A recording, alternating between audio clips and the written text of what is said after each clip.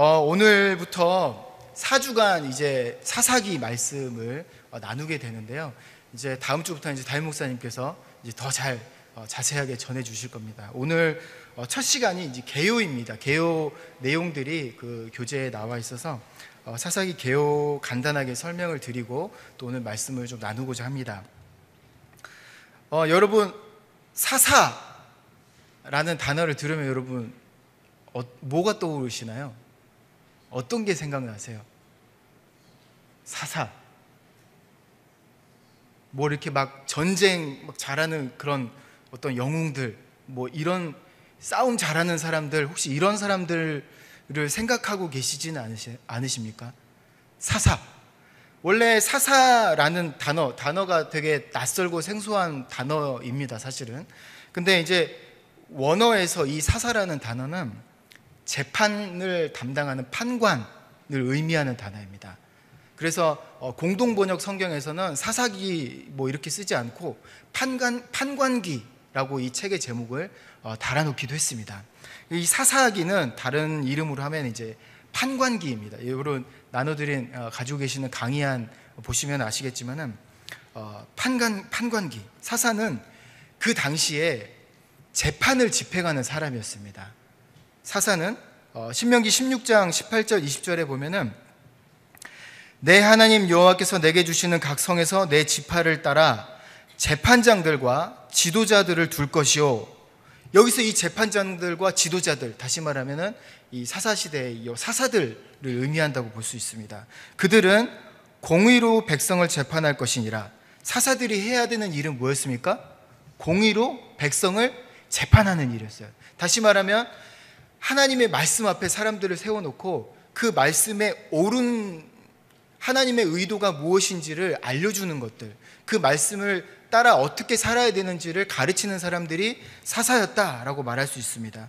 그런데 그 사사들은 어떻게 해야 되냐면, 너는 재판을 굽게 하지 말며 사람을 외모로 보지 말며 또 뇌물을 받지 말라. 뇌물은 지혜자의 눈을 어둡게 하고 의인의 말을 굽게 하느니라. 너는 마땅히 무엇만 따르라? 공의만을 따르라. 그리하면 내가 살겠고. 근데 너만 사는 게 아니에요.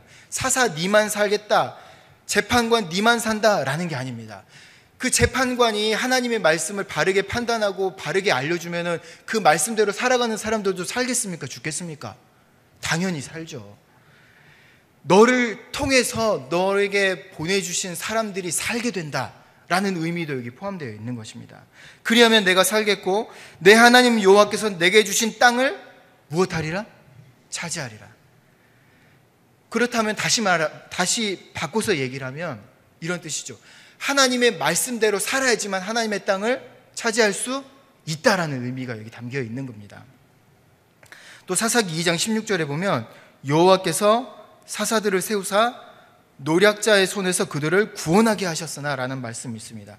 사사의 또 다른 역할 중에 하나가 재판관이라는 역할과 함께 전쟁에서 군대를 이끄는 어떤 그런 역할들을 구원자의 역할들, 구원자의 노략자의 손에서 백성들을 구원하는 구원자의 역할들도 사사들에게 부여됐었다. 특별히 사사기에는 그런 내용들이 많이 나오죠.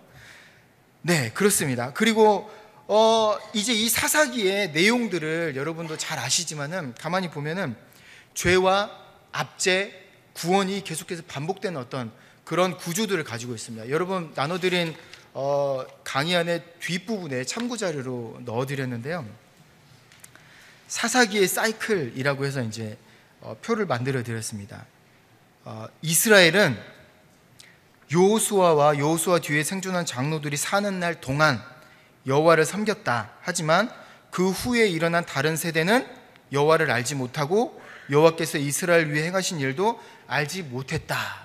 그러면서 사사들이 등장하고 사사들의 이야기가 시작이 됩니다. 자, 첫 번째 사사는 온니엘이었습니다. 온니엘, 두 번째 사사 에훗, 삼갈, 드보라, 기드온, 돌라, 야일, 입다, 입산, 엘론, 압돈, 삼손. 이렇게 사사들이 사사기에 등장을 하는데 이 사람들만 사사였냐? 아닙니다. 사무엘상 앞에 두 사람의 사사가 또 나옵니다. 사무엘상 사사기 다음에 사사기, 룻기, 그 다음에 사무엘상이 나오죠. 제가 한번 찾아서 확실하게 읽어드립니다. 사무엘상에 보면은 엘리라는 사람이 나옵니다. 엘리, 제사장 엘리, 그 사람이 사사였습니다. 사사의 역할을 그 당시에 담당을 하고 있었고, 그 엘리 다음에 누가 사사의 역할을 담당을 했을까요? 사무엘까지 이 사사의 역할을 담당했어요. 사무엘이 마지막 사사이고, 사무엘 이후에 이제 왕정이 시작된 겁니다. 근데 왕정이 시작됐다라고 해서 나라가 더 뭔가 규모가 갖춰지고 바로 세워졌다는 의미냐? 그것은 아닙니다. 더욱더 타락했다라는 것을 의미하는데, 왜냐하면 왕을 달라고 요구를 했다는 것은, 이 나라 백성들이 자기들에게 왕을 달라고 요구했다는 것은 하나님을 왕으로 생각을 했다는 겁니까? 안 했다는 겁니까?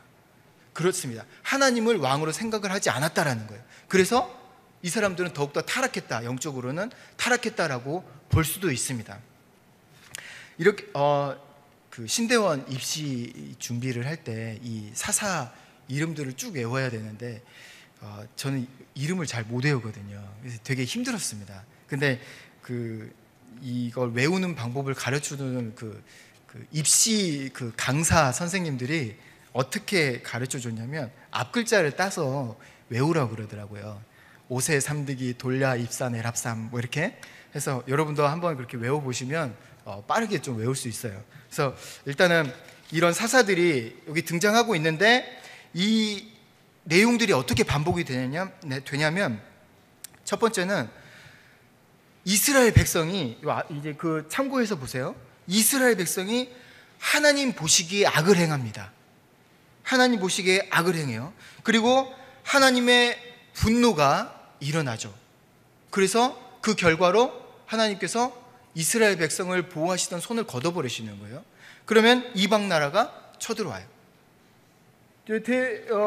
대표적인 이방 나라, 메소포타미아 왕도 나오고, 모압 왕, 가나안 왕, 미디안, 블레셋, 이런 나라들이 나오지 않습니까?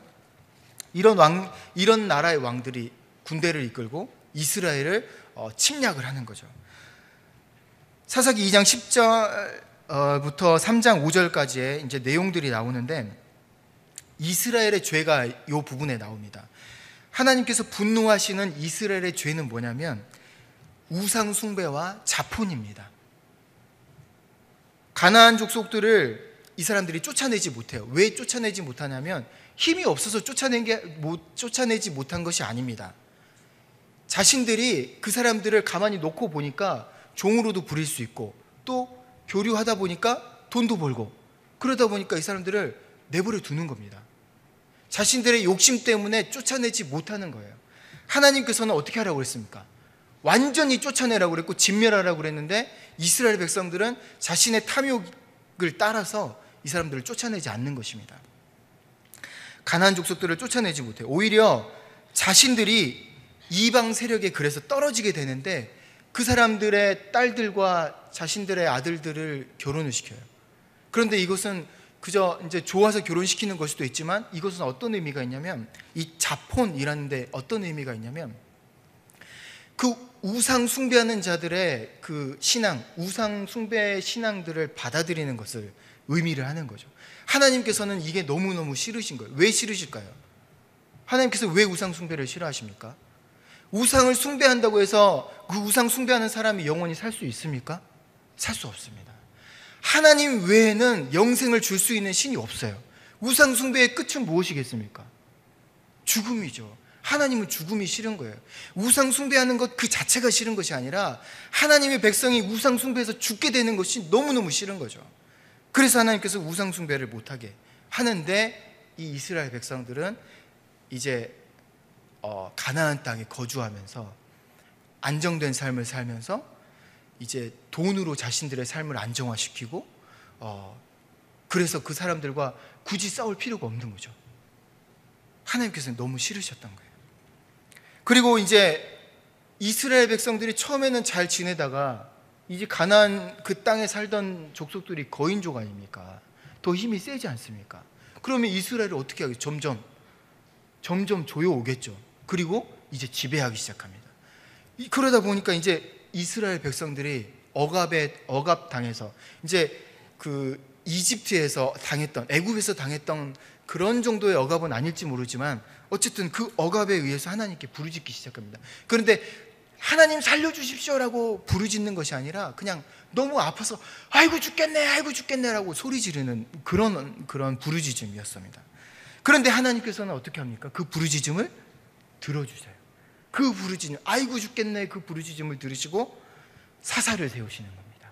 사사, 구원자를 세우시고 또 말씀을 가지고 재판을 할 사람들을 그 땅에 세워주시는 것입니다.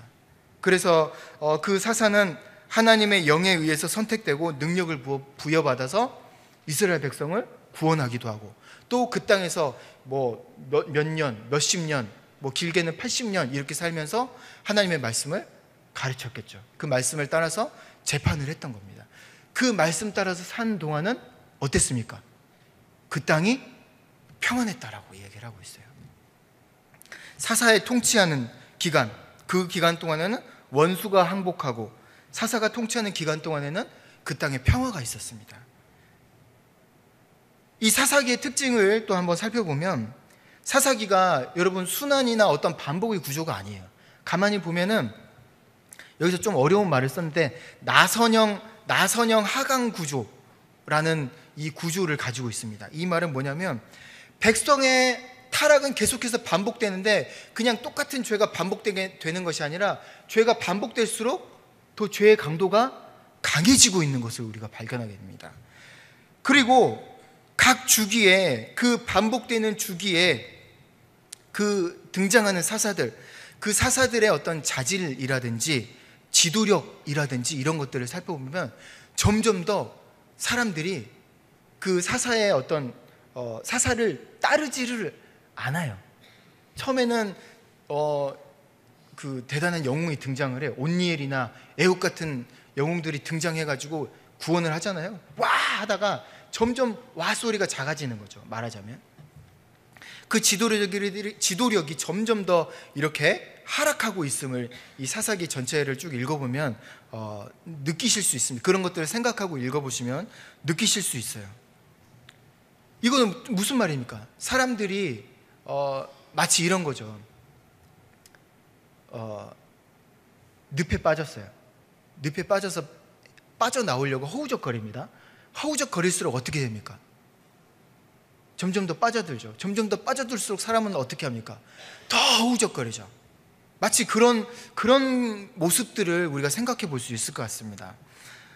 사사기의 역사의 어떤 역사가 무엇을 말해주는지 또 한번 살펴보는데 사사기의 역사는 어떤 죄악의 역사가 반복됐다라는 그런 의미만을 담고 있는 것이 아니라 하나님과 인간의 관계의 역사를 보여주고 있습니다.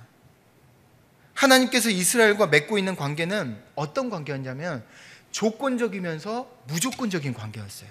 이 말은 무슨 말이냐면 하나님은 자신의 은혜를 베푸실 때에 자기 백성에게 자신의 은혜를 베푸실 때에 무조건적으로 은혜를 베푸세요. 무조건적으로 은혜를 베푸시고 무조건적으로 하나님께서 구원하십니다. 그런데 하나님의 백성은 이스라엘은 하나님의 언약을 그 영생의 언약을 영원의 언약을 상속받기 위해서는 조건이 필요했어요. 어떤 조건이었냐면 순종과 믿음이라는 조건이 필요했습니다.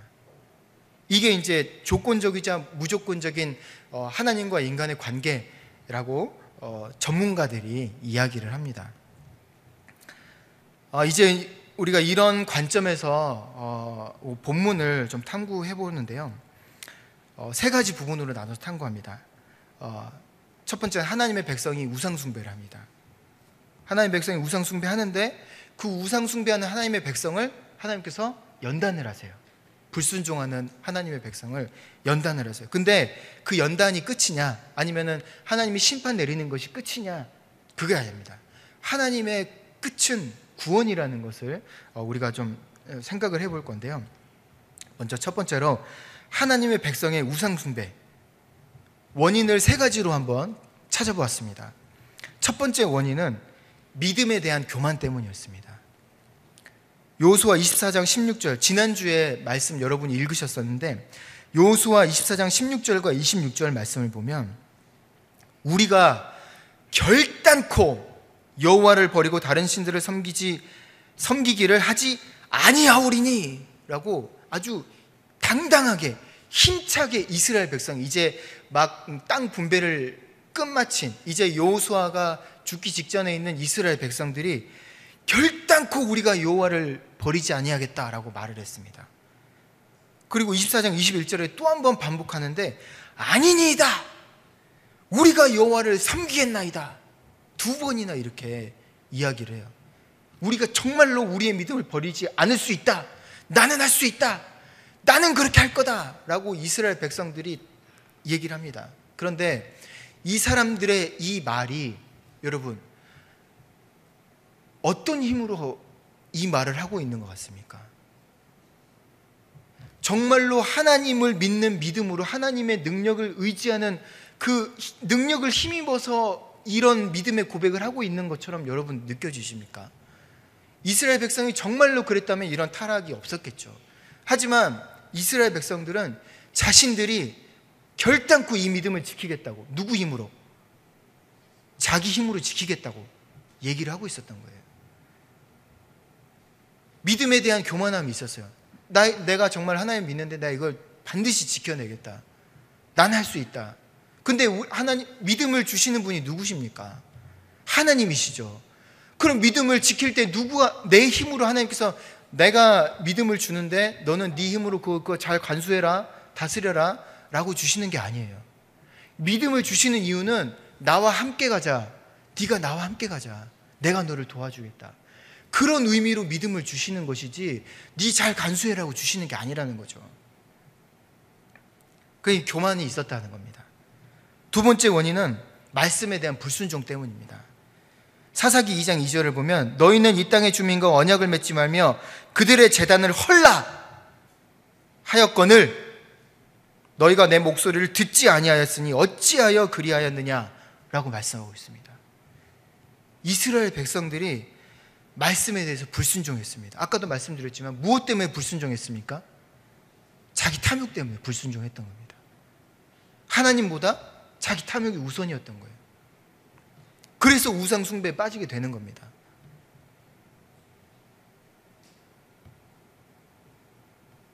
세 번째 원인을 보면 신앙 전수의 실패 때문입니다. 여러분, 우리는 이 시대에 사는 우리도 이 부분만큼은 더욱더 심각하게 생각을 해야 되는데, 말하자면 이제 영적인 기억 상실인데 사사기 2장 10절을 보면 그 세대의 사람도 다 그 조상들에게로 돌아갔고 그 후에 일어난 다른 세대는 여호와를 알지 못하며 여호와께서 이스라엘을 위하여 행하신 일도 알지 못하였더라. 왜 그 후에 일어난 다른 세대가 여호와를 알지 못하고 여호와께서 행하신 이스라엘을 위하여 행하신 일도 알지 못했을까요? 왜 알지 못했겠습니까? 그 앞에 살아가던 사람들이 안 가르쳐 준 거예요. 하나님의 말씀을 안 가르쳐 준 겁니다. 하나님의 말씀대로 살아야 사는데 이 사람들이 자기 자식들한테 하나님의 말씀을 안 가르쳐 줬어요. 그 자기 자식들 살라는 겁니까? 죽으라는 겁니까? 우리가 이 사경의 말씀은 이 돌아오는 주일날 우리 아이들도 배우잖아요. 우리가 왜 이렇게 하고 있는지 여러분 알고 계시죠?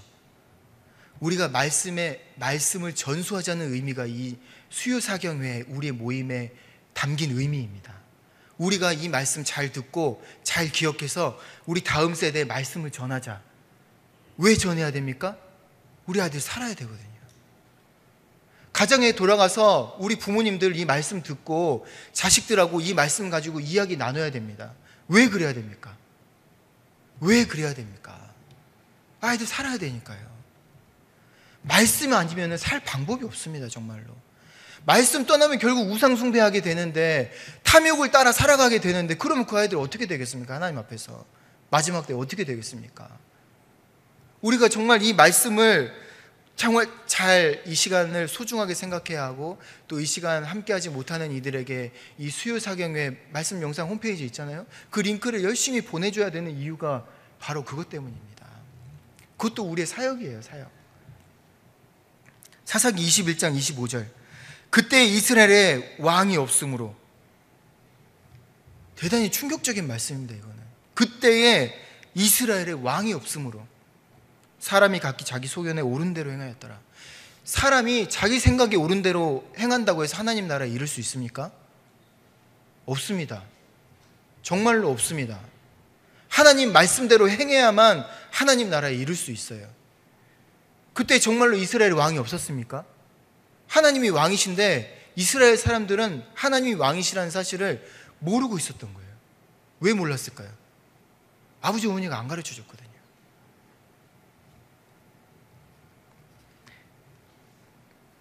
A.R. 포세라는 그 주석가가 있는데 이 사람은 1821년에 태어났어요. 그리고 1910년에 돌아가신 사람인데 이 사람이 이런 말을 남기고 죽었습니다.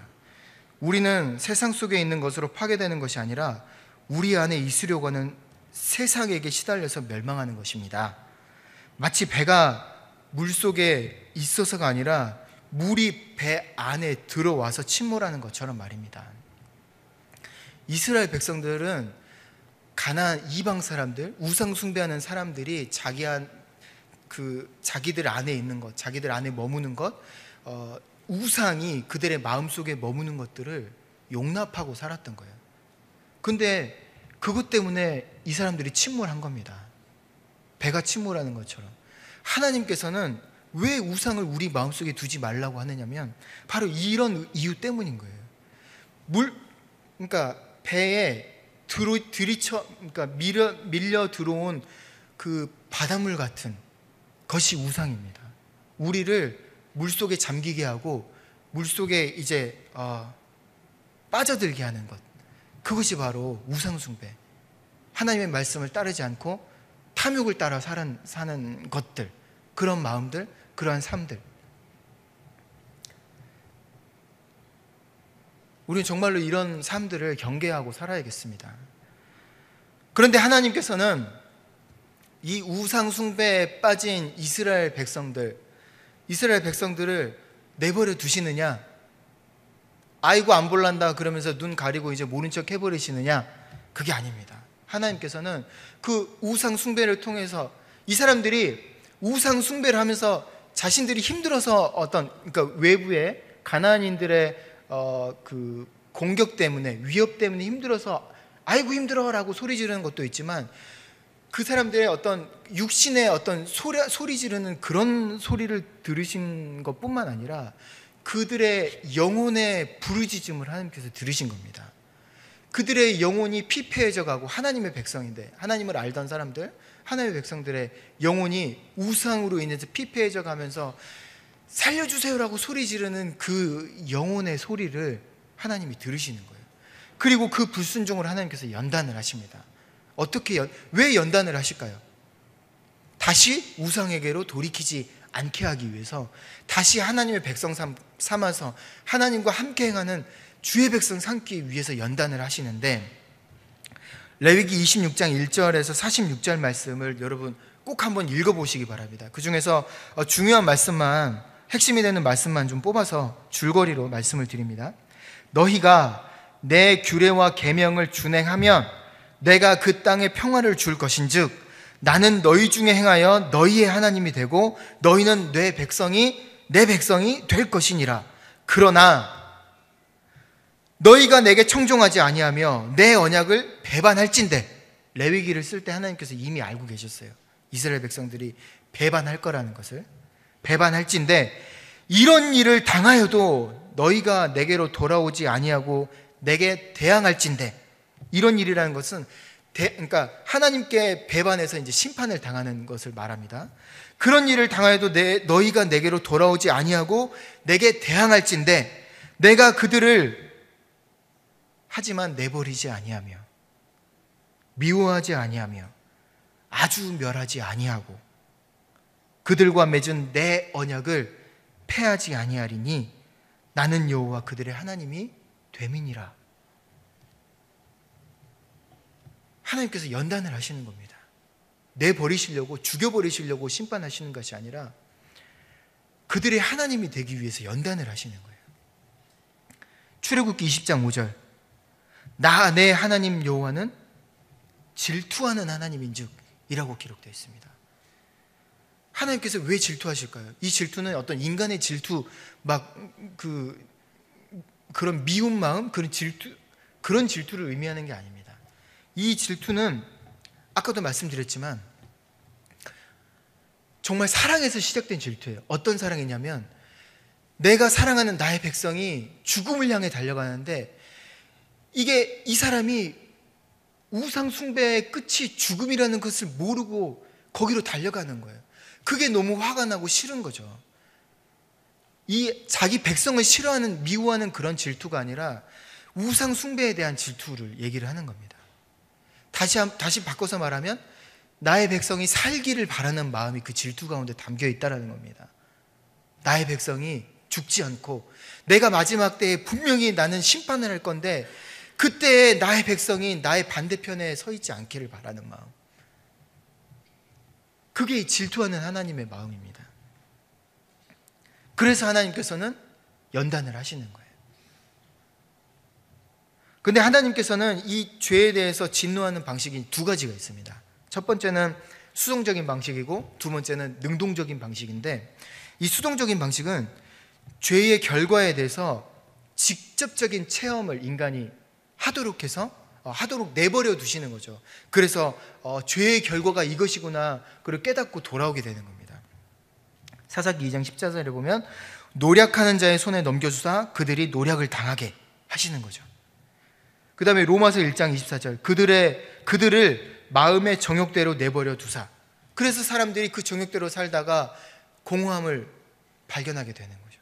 자신의 공허함을 발견하고 영혼이 피폐해져 가는 것들을 발견하고, 그래서 하나님을 찾고 돌아오게 되는 이런 수동적인 방식으로 하나님께서 진노하시는 거예요. 이것은 어떤 방법이냐면 하나님께서 그냥 이게 보호하시던 손을 걷어버리시는 거예요. 이제 내버려 두시는 거죠. 깨닫는 사람은 돌아오게 되는 거고. 그리고 능동적인 방식이 또 있는데, 예를 들면 이제 요나 같은 경우입니다. 요나에게 하나님의 뜻에 불순종해서 다른 곳으로 가버린 요나에게 태풍과 큰 물고기와 열풍과 박넝쿨, 벌레, 이런 것들을 통해서 이런 것들을 능동적으로 사용하시는 거죠. 사용해서 요나가 하나님의 뜻을 깨닫게 하는 거예요. 니느웨 성에 있는 그 생명들을 하나님이 사랑하신다는 것을 깨닫게 하시는 거죠. 죄에 대한 하나님의 진노는 그런데 진노 자체가 목적이 아니에요. 진노 자체가 목적이 아니에요. 죄에 대한 하나님의 진노는 우리를 향한 하나님의 사랑을 보여줍니다. 미가서 6장 8절, 지난 주일 오후에 이 말씀 읽었었는데요. 사람아, 주께서 선한 것이 무엇임을 내게 보이셨나니 여호와께서 내게 구하시는 것은 오직 정의를 행하며 인자를 사랑하며 겸손하게 내 하나님과 함께 행하는 것이 아니냐. 심판을 통해 하나님은 선한 것이 무엇인지를 알려주십니다. 왜 알려주실까요? 복잡한 이유 때문이 아닙니다. 왜 알려주시냐면, 선한 것이 무엇인지를 왜 알려주시냐면 그렇게 살아야 하나님 앞에서 살 수 있기 때문입니다. 다른 이유가 없어요. 그렇게 살아야지만 하나님 앞에서 살 수 있기 때문이에요. 심판의 날에 하나님과 대적해서 서 있는, 반대편에 하나님과 대적해서 서 있는 것이 아니라 하나님 편에 서 있을 수 있도록 하기 위해서, 그래서 우리에게 보여주시는 그 선한 것, 다시 말해서 우리가 행할 바 선한 일, 그 일들은 정의를 행하며 사람들을 사랑하며 겸손하여서 너의 하나님과 함께 행하는 것, 그것이다 라고 하나님께서 말씀해 주십니다. 심판의 이유는 이것을 말씀해 주시는 것입니다. 이 함께라는 단어에 우리는 정말 주의를 다시 한번 기울일 필요가 있는데, 이것은 인간에게 요구하시는, 어떤 인간이냐면 하나님의 백성된 인간에게 요구하시는 의무이고, 하나님 앞에서 인간의 본분이지만은 바꿔서 말하면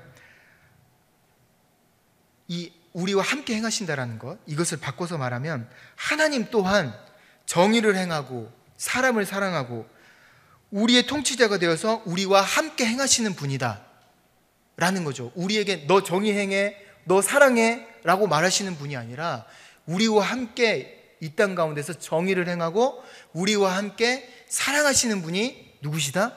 우리 하나님이시다 라는 말씀을 알려준다라는 거죠. 하나님의 심판은 정말로 하나님의 이 정의를 따라서 행하시는 하나님의 사랑입니다. 그래서 미가서 4장 1절 2절에 따르면 마지막 심판의 날에 하나님의 마음을 깨달은 온 민족은 이 심판의 자리를 두려워하지 않고 오히려 심판의 자리로 나아오게 됩니다. 심판의 자리 하면 여러분 무섭게만 생각하시잖아요. 그러셨잖아요. 지금까지 그러셨죠? 심판하면 무섭게 생각이 되시죠? 안 무서우세요? 네, 여러분 정말로 주의 백성 되신 줄 믿습니다. 네, 미가서 4장 2절 말씀을 보면 이렇게 돼 있어요. 곧 많은 이방 사람들이 가며 어디로 가냐면 그 심판의 자리로 가는 거예요.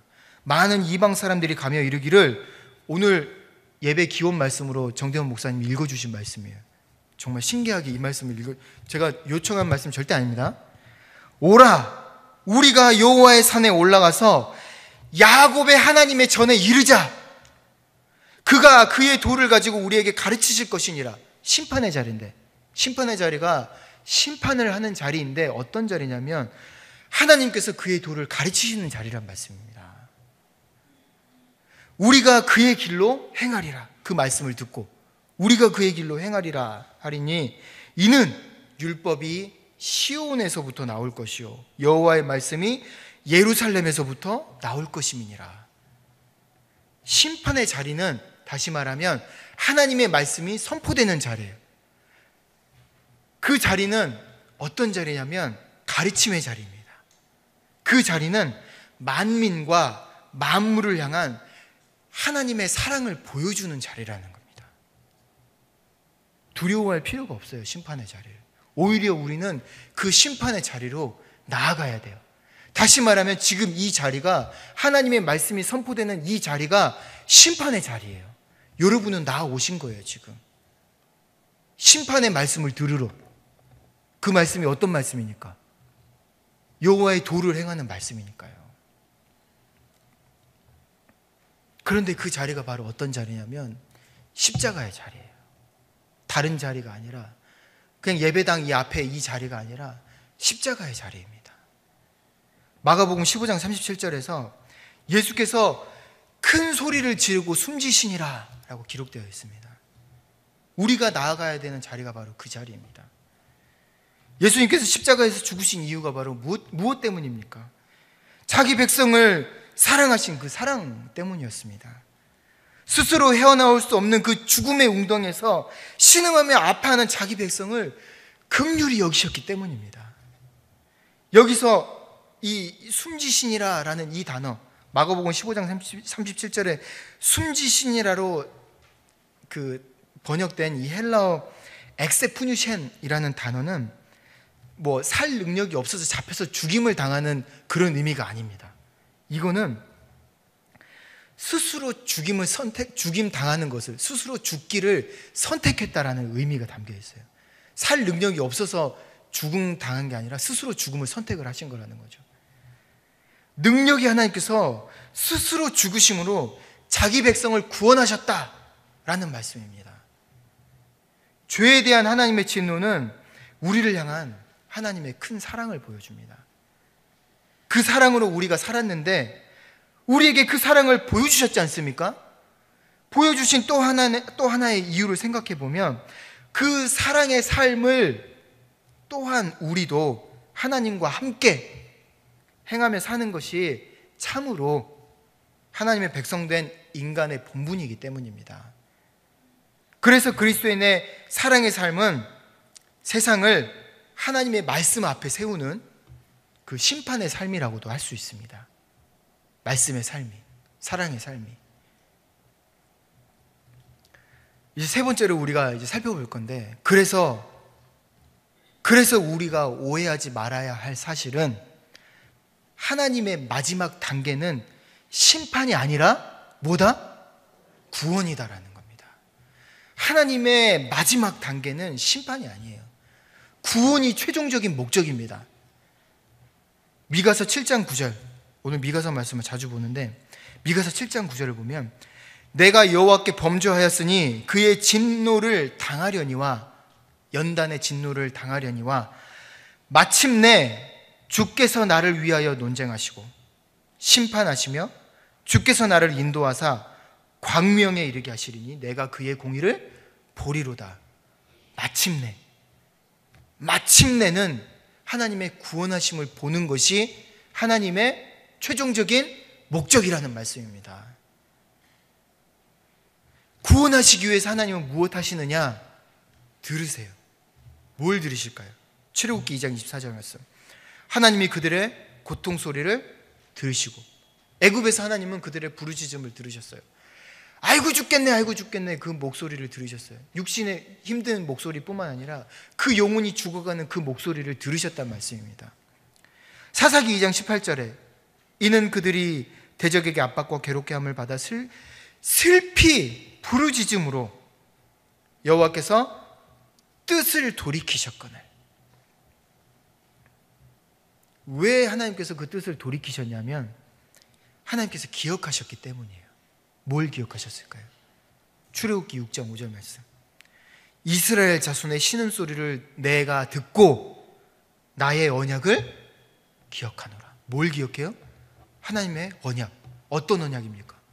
살리겠다는 언약, 구원하시겠다는 언약, 내가 내 아들을 보내겠다는 그 언약을 하나님께서 기억하셨다는 겁니다. 하나님께서 구원하시기 위해서 우리의 부르짖음을 들으시고 그 언약을 기억하세요.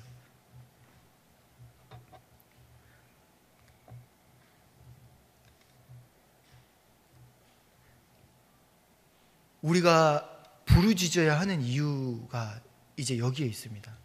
우리의 부르짖음은 어떤 부르짖음이냐면 나 살려주라는 부르짖음이 아니에요. 이 나라 이 민족을 살려주라는 부르짖음이고 땅끝까지 이르러 복음이 전해져서 땅끝까지 이르러 하나님의 백성들이 살아나게 해달라는 그런 부르짖음입니다. 우리는 그 부르짖음을 부르짖어야 되는 거예요. 대신 부르짖는 겁니다. 그래야 하나님께서 우리의 부르짖음을 들으시고 어떻게 하실까요?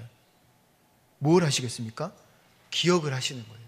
하나님께서 구원하시겠다, 살리시겠다는 것을 기억하십니다. 그리고 무엇 하시겠습니까? 무엇 하실까요? 최종적인 목적이 뭐라고요? 구원하시는 겁니다.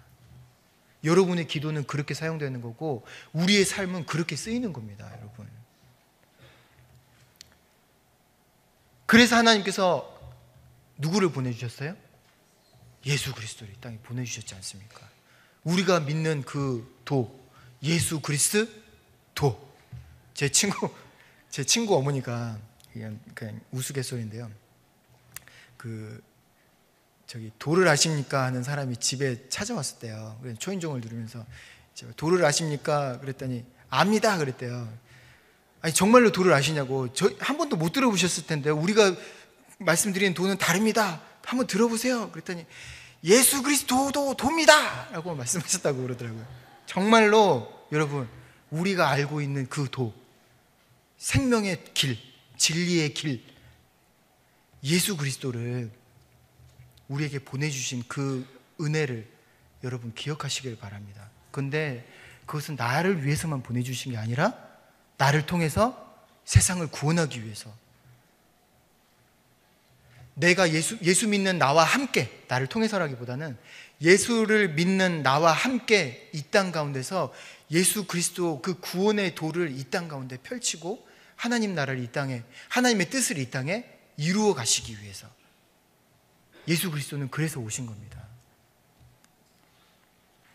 영원한 구원자 되시는 예수 그리스도 앞에 여러분 부르짖으시기 바랍니다. 그리고 또한 그 앞에 나아가시기 바랍니다. 그 심판의 자리를 사모하시고 나아가셔야 됩니다. 그 나아가는 그 발걸음, 그 모으는 두 손, 감은 눈을 통해서 우리의 마음과 우리의 삶을 통해서 하나님께서는 분명히 하나님의 뜻을 이 땅 가운데 이루시고 또 이 땅 가운데 생명의 뜻을 회복하실 줄, 또 이루어 가실 줄 믿습니다. 아멘. 다 같이 기도하시겠습니다. 하나님 아버지, 우리의 힘으로는 이 죄악된 세상 가운데서 아무리 발버둥 치고 아무리 허우적거려도 더 빠져들고 더 죽음의 위기만 자초할 뿐 우리가 할 수 있는 것들이 아무것도 없음을 이 시간 믿음으로 고백합니다. 아버지 하나님, 우리의 삶을 주님 앞에 맡겨드립니다. 정말로 우리의 영원한 구원자 되시고 영원한 사사가 되시는 예수 그리스도 앞에 우리의 삶을 맡겨드립니다.